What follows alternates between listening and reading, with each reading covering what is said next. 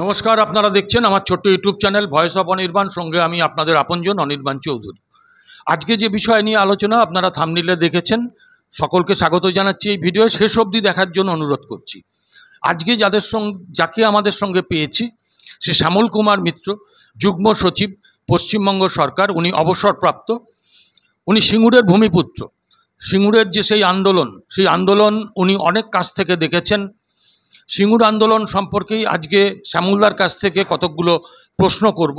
শ্যামলদা, আমরা জানি যে ক্লাস 8-এর বইতে সিঙ্গুর নিয়ে যে অধ্যায়টা আছে সেখানে এই যিনি এখনও জেল খাটছেন তার কথাই বড় করে দেওয়া আছে পার্থ চট্টোপাধ্যায়। হ্যাঁ, সব থেকে বড় কথা যে 30 বছরের কমের কোনো ঘটনা পাঠ্য ইতিহাস বইয়ে রাখা যায় না।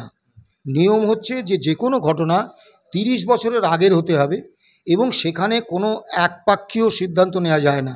বিভিন্ন ইতিহাসবিদদের সঙ্গে তাদের নিয়ে কমিটি করতে হয়, তারা সহমতে এলে সেটাই ইতিহাস বইতে তোলা হয়।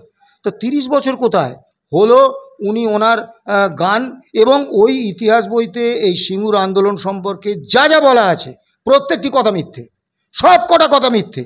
খালি কোমলমতি ছাত্রদের এই যে মিথ্যেটা প্রথম থেকে শেখানো হচ্ছে, এতে উনি রাজনীতি করছেন। অষ্টম শ্রেণীর যে ইতিহাস বই, সেখানে কৃষি জমির অধিকার এবং সিঙ্গুর গণ আন্দোলন এই রকম একটা চ্যাপ্টার দিয়েছেন এবং সেখানে যা লেখা হয়েছে সবটাই মিথ্যে। এবং সেখানে পার্থ চট্টোপাধ্যায়ের নাম রয়েছে, তাকে একজন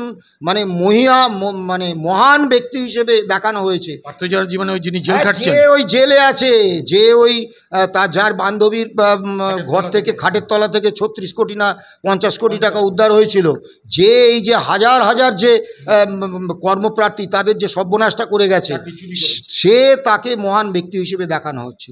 তাই এখানে 163 নম্বর পাতায় লেখা আছে, রাষ্ট্রীয় সন্ত্রাসে প্রহরীদের হাতে তাপসী মালিক বলে একজন ওই আচ্ছা, তা আমি এটা পরেই বলবো, ঠিক আছে। তা সেই এতে লেখা আছে যে 10 জন শহীদ হয়েছে, তাপসী মালিক, রাজকুমার ভুল এবং বাকি 10 জন। তা আমি যদি ধরেও নিই, আমি সিঙ্গুরের বাসিন্দা, আমি জীবনে কখনো শুনিনি যে সিঙ্গুর আন্দোলনে ওই তাপসী মালিক এবং রাজকুমার ভুল বাদ দিয়ে অন্য কেউ শহীদ হয়েছেন, আমি কখনো শুনিনি।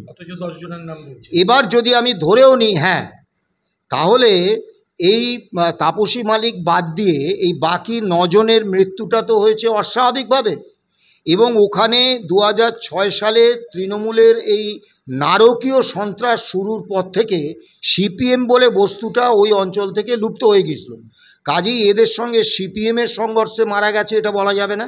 তাহলে এরা শহীদ হয়েছেন বা মৃত্যুবরণ করেছেন পুলিশের লাঠিতে বা আন্দোলন করতে গিয়ে। আমি চ্যালেঞ্জ করছি মাননীয়াকে, উনি এই 10 জনের নামটা প্রকাশ করুন।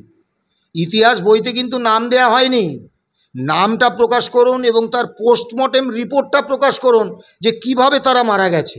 স্থানীয় বাসিন্দা হিসেবে আমি জানি রাজকুমার ভুল তার মৃগী রোগ ছিল। এখন তিনি কিভাবে মারা গেছেন এটা নিশ্চিত হতে গেলে পোস্টমর্টেম রিপোর্টটা দরকার। আর বাকি 8 জনের নাম শূন্যে ভাসিয়ে দিয়েছেন, তাদের নামটা কিন্তু ইতিহাস বইতে দেননি। এবং এই কোমলমতি বাচ্চারা এই ইতিহাস বইটা পড়ছে, একেবারে একটা মিথ্যে সেইটা পড়ে যাচ্ছে। এবং আমি অবাক হয়ে যাচ্ছি, পশ্চিম বাংলায় কি বুদ্ধিজীবী শিক্ষিত সম্প্রদায়, তারপরে আপনার বিভিন্ন রাজনৈতিক দল, তারা কি সত্যি মারা গেছে? তারা কেউ নেই। সিঙ্গুরে এই সিঙ্গুর কাণ্ডকে নিয়ে একটা মিথ্যা এই ইতিহাসের নাম করে এই তরুণ কোমলমতি ছাত্রছাত্রীদের গিলিয়ে দেওয়া হচ্ছে, কোনো প্রতিবাদ নেই। অদ্ভুত অবস্থা। এই যে তথ্যগুলো উনি তুলে ধরলেন সেগুলো কিন্তু প্রামাণ্য নথি দিয়ে। যাই হোক, আজকে আপনারা এই ভিডিওটা দেখে আপনাদের মতামত নিশ্চয়ই কমেন্ট সেকশানে লিখবেন। চ্যানেলটাকে ভালো লাগলে একটু সাবস্ক্রাইব করে ভিডিওটাকে একটু লাইক করে শেয়ার করে দেবেন। আজকে এইটুকুই, আবার দেখা হবে পরবর্তী এপিসোডে। নমস্কার।